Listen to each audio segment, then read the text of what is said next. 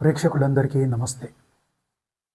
FCRA అంటే పరాయి దేశాల నుంచి ఏవైతే ఫండ్స్ మన దేశానికి వస్తాయో వాటిని రెగ్యులేట్ చేయడానికి ఒక బిల్.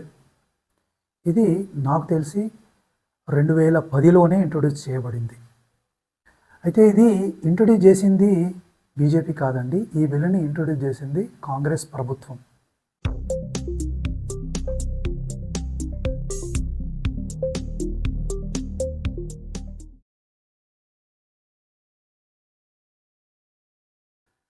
మరి కాంగ్రెస్ ప్రభుత్వానికి ఏం అవసరం, అసలు కాంగ్రెస్ ప్రభుత్వం ఎందుకు ఇంట్రొడ్యూస్ చేసింది అనేది చూద్దాం. మీకు గుర్తుంటే ప్రేక్షకులు, తమిళనాడులో కుడంకులం న్యూక్లియర్ ప్లాంట్ అని ఒకటి పెట్టాలని అనుకున్నారు. దానికి వ్యతిరేకంగా ఎన్నో ఉద్యమాలు జరిగాయి 2010లో.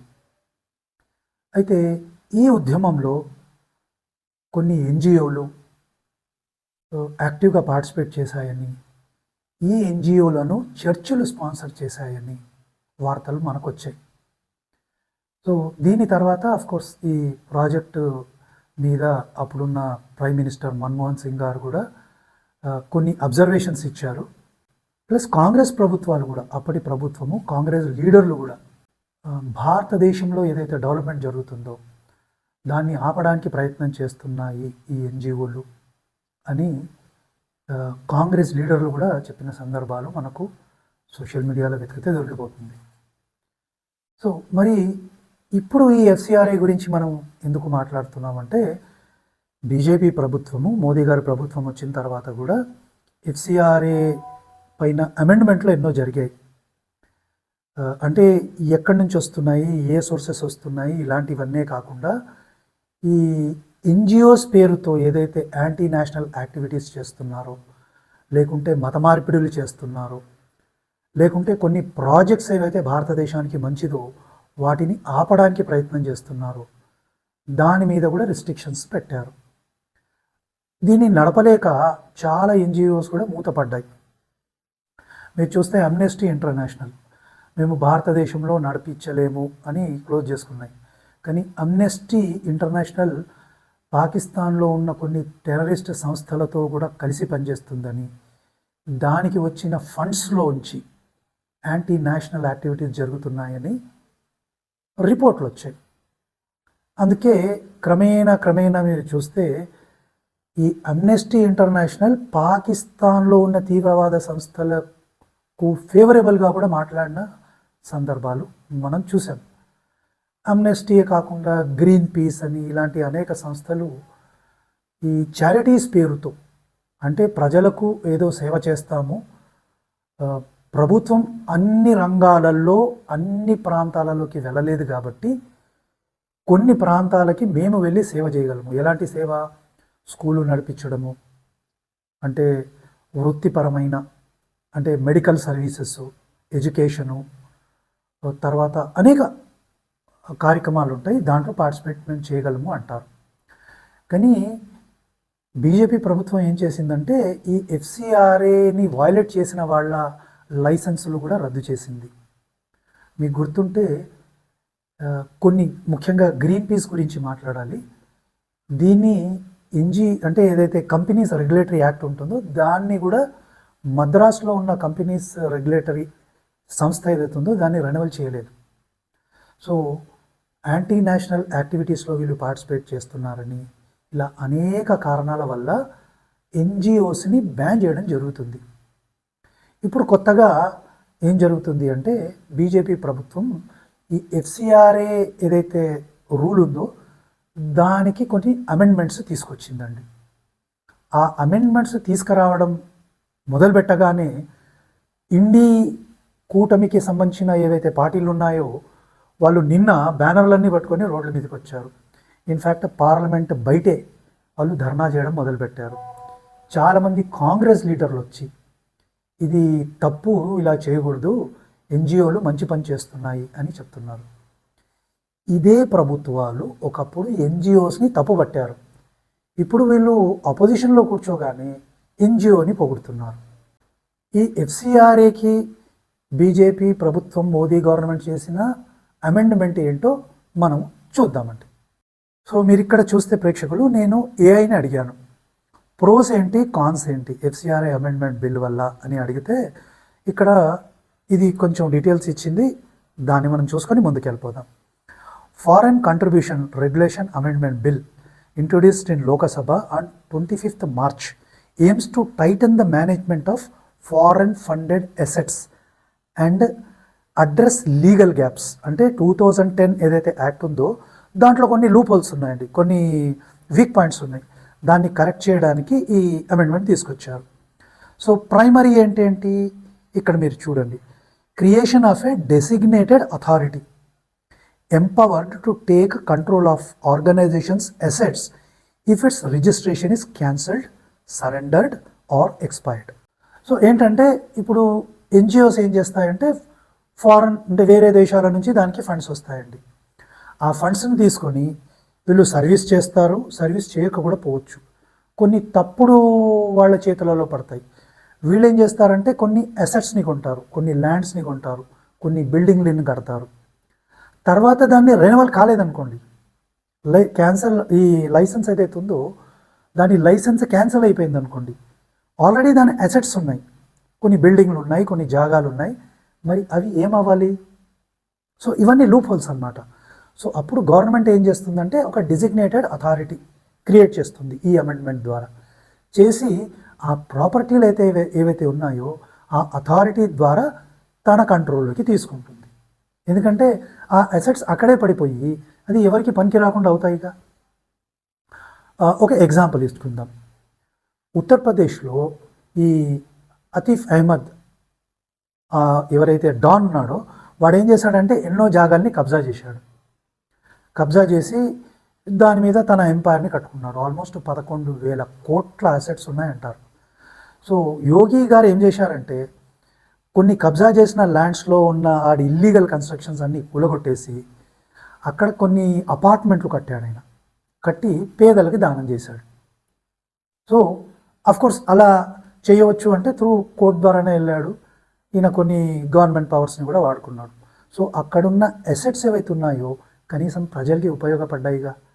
ఇప్పుడు ఈ ఎఫ్సిఆర్ఏ ద్వారా ఏంటంటే ఈ క్యాన్సల్ అయిపోయిన రిజిస్ట్రేషన్ కలిగిన కొన్ని ఆర్గనైజేషన్స్కి సంబంధించిన అసెట్స్ ఏవైతే ఉన్నాయో అవి పక్కకు పడిపోతాయి కదండి. సో ఈ డెసిగ్నేటెడ్ అథారిటీ ద్వారా ఈ అమెండ్మెంట్ ద్వారా ఏమవుతుందంటే ఆ ప్రాపర్టీలని గవర్నమెంట్ తన హ్యాండ్ ఓవర్లకి తీసుకుంటుంది. తీసుకొని ఏం చేస్తుంది, దాన్ని ప్రజలకి వాడుతుంది. ఎందుకంటే ఆఫ్టర్ ఆల్ వీళ్ళు సర్వీస్ చేద్దామని వచ్చారు కదండి ఎన్జిఓస్ అంతా. ఎన్జిఓస్ ఎందుకు వచ్చారు? మేము సర్వీస్ చేస్తాము అని డబ్బులు తెప్పించుకున్నారు, ప్రాపర్టీలు కొన్నారు, మూలకు పడిపోయాయి. సో ఆ ప్రాపర్టీలని మళ్ళీ ప్రజలకే వాడుతుంది. సో ఇది డెసిగ్నేటెడ్ అథారిటీ అన్నమాట. సో అలా తీసుకోవడానికి ఇక్కడ ఏం జరుగుతుంది అంటే చాలామంది అబ్జెక్షన్లు చెప్తున్నారు, దీనివల్ల ఇష్యూస్ ఉన్నాయి అని చెప్తున్నారు. సో ఇంకోటి కూడా నేను మీకు చూపెడతాను ప్రేక్షకులు. ఒక పాస్టర్, ఈ పాస్టర్ అంటే పాస్టర్ కాదు, ఈయన బిషప్. ఈయన ఏమంటున్నాడు, ఈయన పేరు వచ్చి కార్డినల్ బెసెలియో క్లిమిస్. ఈయన ఏమంటున్నాడు అంటే the FCRA amendment bill has caused anxiety and pressure among Christian community. So క్లియర్గా అర్థమవుతుంది కదా, ఈయన ఇలాంటి మాటలు మాట్లాడుతున్నాడు అంటే దాని అర్థమైంది, ఇన్ని రోజులు పందికొక్కుల్లా మేసి తిన్నారండి. అక్కడికి డబ్బులు తెప్పించుకున్నారు, ప్రాపర్టీలు ఇల్లు కట్టుకున్నారు, ఎంజాయ్ చేస్తున్నారు. ఈ డబ్బులతో సర్వీస్ చేయట్లా, కన్వర్షన్లు చేస్తున్నారు. అమాయకులని మభ్యపెట్టి మతం మార్చి వాళ్ళని దేశద్రోహులుగా తయారు చేస్తున్నారు. ఈవెన్ యాంటీ నేషనల్ యాక్టివిటీస్ కూడా చేస్తున్నారు. సో ఒక ఫిగర్ ఇద్దాము. ఇప్పుడు ప్రస్తుతానికి 16,000 ఎన్జిఓస్ ఉన్నాయి. ఇవన్నీ ఎఫ్సిఆర్ఏలో రిజిస్టర్డ్ ఉన్నాయి. ఎఫ్సిఆర్ఏలో రిజిస్టర్ ఉంటేనే ఫారెన్ ఫండ్స్ వస్తాయి, లేకుంటే రావండి. ఫారెన్ ఫండ్స్ రావాలంటే ఎఫ్సిఆర్ఏ యాక్ట్ కింద రిజిస్టర్ అయి ఉండాలి ఎన్జిఓలు. ఎన్ని డబ్బులు వస్తున్నాయి? 22,000 కోట్ల డబ్బులు వస్తున్నాయండి. 22,000 కోట్లు డబ్బులు వస్తున్నాయి. అంటే భారత ప్రభుత్వం ఎంత రిస్ట్రిక్ట్ చేసినా కూడా డబ్బులు వస్తూనే ఉన్నాయి. కొన్ని క్లోజ్ అవుతున్నాయి, కొన్ని యాంటీ నేషనల్ యాక్టివిటీస్ వల్ల క్లోజ్ అయిపోతున్నాయి. మరి ఆ ప్రాపర్టీలన్నీ ఏం కావాలి? సో అక్కడ ఉన్న లూప్ హోల్స్ని ఈ 2026 ఈ అమెండ్మెంట్ ద్వారా ఆ డిజిగ్నేటెడ్ అథారిటీని దాన్ని తయారు చేసి ఆ ప్రాపర్టీలని గవర్నమెంట్ హ్యాండ్ ఓవర్ చేసుకుంటుంది.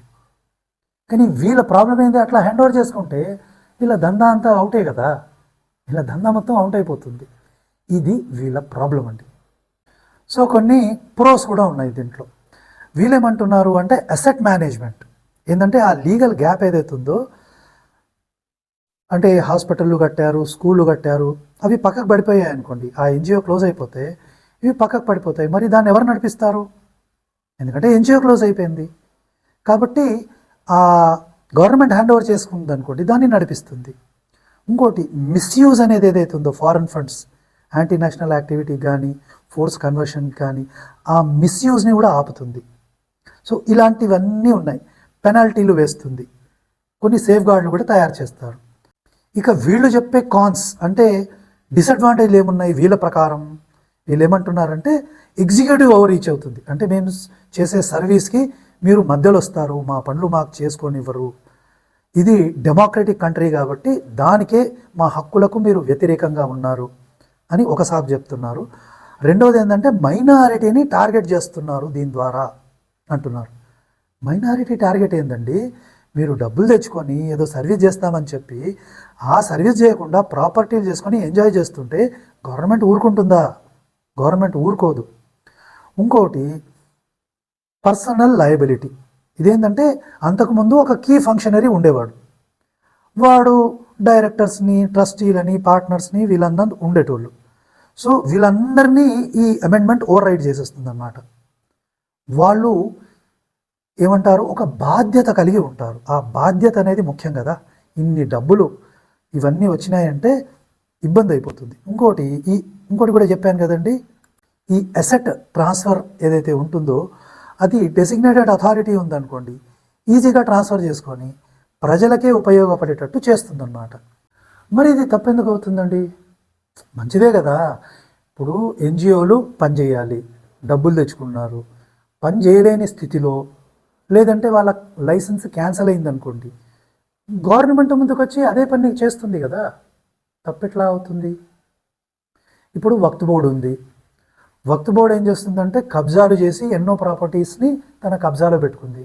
దాంతో ఎలాంటి యూజ్ జరగట్లేదు. మరి అక్కడ కూడా ఇలాంటిదే జరిగితే బాగుండేది. ఇప్పుడు ఎఫ్సిఆర్ఐ ద్వారా ఏదైతే మంచి పని చేద్దామని గవర్నమెంట్ అనుకుంటుందో వక్ఫ్ విషయంలో కూడా అదే చేస్తే బాగుండేది. ఎందుకంటే కొన్ని కోట్ల లక్షల ఎకరాలు ఉందండి ప్రాపర్టీ. మరి ఆ లక్షల ఎకరాల ప్రాపర్టీని గవర్నమెంట్ అది కూడా కబ్జా చేసింది.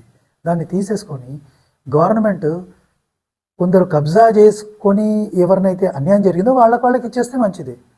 ఏదైతే గవర్నమెంట్ ల్యాండ్ ఉందో దాని ద్వారా, అంటే దాంట్లో ఏదో ఆర్గనైజేషనో ఏదో పెట్టి ఆ ప్రాపర్టీలను కూడా ప్రజలకు ఉపయోగపడేటట్టు చేస్తే బాగుంటుందిగా. బాగుంటుంది నా ప్రకారం అయితే. కానీ వీళ్ళ ప్రాబ్లం అంతా ఏంటంటే ఈ ఎన్జిఓ బిజినెస్ ద్వారా వీళ్ళంతా డబ్బులు తినమరిగారు, పందికొక్కులాగా డబ్బులు మేస్తున్నారు. గవర్నమెంట్ ఏం చేస్తుంది? దాన్ని ఆపితే వీళ్ళకు బాగా అవుతుంది. ఇది ప్రాబ్లం అండి. సో తినడానికి అలవాటు పడిన పందికొక్కులు ఒక పక్క ఉన్నారు, ఏదో మంచి చేద్దామని అమెండ్మెంట్ చేసే గవర్నమెంట్ ఒక పక్క ఉంది. మనం ఎవరితో నిలబడాలి? ఖచ్చితంగా గవర్నమెంట్ తోటే నిలబడాలి. ఎందుకంటే గవర్నమెంట్ ఒక మంచి ఉద్దేశంతో క్యాన్సల్ అయిన ఎన్జిఓల ప్రాపర్టీలను కానీ వాటి అసెట్స్ని కానీ టేక్ ఓవర్ చేసి మంచి చేస్తానంటే మనం ఎందుకు ఆపాలండి? కానీ ఇక్కడ అపోజిషన్ పార్టీలు ఆపుతున్నాయి. మరి ఎందుకు ఆపుతున్నాయి? అపోజిషన్ పార్టీల ఉద్దేశం ఏంటి? కన్వర్షన్ జరిగిపోవాలి, ఎన్జిఓలను ఆపకూడదు, హిందువులను అందరినీ మతం మార్చేయాలి, హిందువులని మైనారిటీ చేసేయాలి. అది కోరుకుంటుందా? నాకైతే అలాగే అనిపిస్తుంది. మరి మీరేమంటారు ప్రేక్షకులు? ప్రభుత్వం మంచి ఉద్దేశంతో చేస్తే ప్రభుత్వాన్ని చేయనీయాలి, వీళ్ళు ఎందుకు అడ్డుపడుతున్నారు? కామెంట్ రూపంలో మీరు చెప్పండి ప్రేక్షకులు. సో మీకు వీడియో నచ్చితే తప్పనిసరిగా లైక్ చేయండి, 10 మందికి షేర్ చేయండి. మరో వీడియోతో మళ్ళీ కలుద్దాం. నమస్తే.